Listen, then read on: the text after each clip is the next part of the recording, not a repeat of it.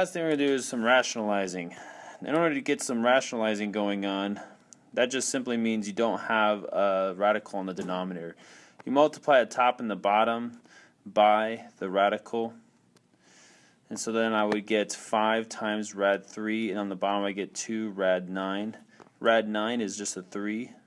So we get 5 rad 3 over, what is that, 2 times 3, which is 6. So that's your answer for that one. This one right here, you'd multiply the top and bottom by the radical again.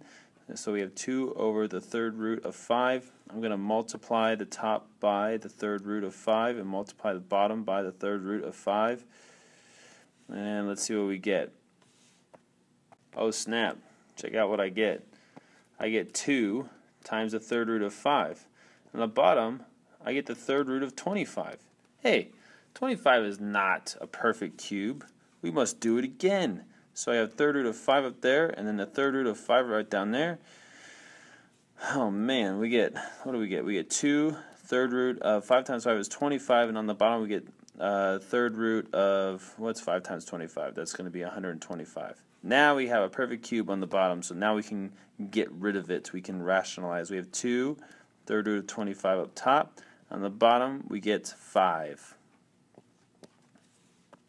Now what if the guy looks like this? Alright, if we want to rationalize this, so we have this plus sign to worry about here. We have 2 over 3 plus rad 7.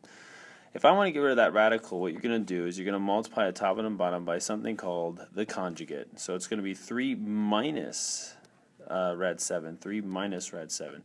The conjugate is simply the same thing, except you change the sign on one of the numbers. So technically, I could have changed the sign on the 3 instead of the radical 7. But I chose the radical 7 because that's normal. Alright, so then we got to do some distribution. We have 6 minus 2 rad 7. And then on the bottom, we're going to get, now, I'm going to multiply it all out, but you can do this a shorter way. 3 times 3 is 9. 3 times that is going to be negative 3 rad 7. Rad 7 times 3 is going to be positive 3 rad 7. And then rad 7 times negative rad 7 would be negative rad 49. And rad 49 is 7. So we actually have a minus 7 right here. Check it out. And what happens to these guys? They cancel out. We have a negative 3 rad 7 and a positive 3 rad 7. They're going to cancel each other out. So I have this negative 7 and this 9. Negative 7 and 9 are going to be, what is that, 2. Oh, and that simplifies. Look, I can divide that by 2 and I can divide that by 2. 6 divided by 2 is 3. And then that divided by 2, 2 rad 7 divided by 2 is going to be negative rad 7. 2 divided by 2 is 1, so it's 1 rad 7. But that's your answer. Now the shortcut, what I would have done is I wouldn't have done all this. Because these are conjugates, I would have just said 3 squared, which is 9, minus that squared, which is going to be 7. And that would have given me 2.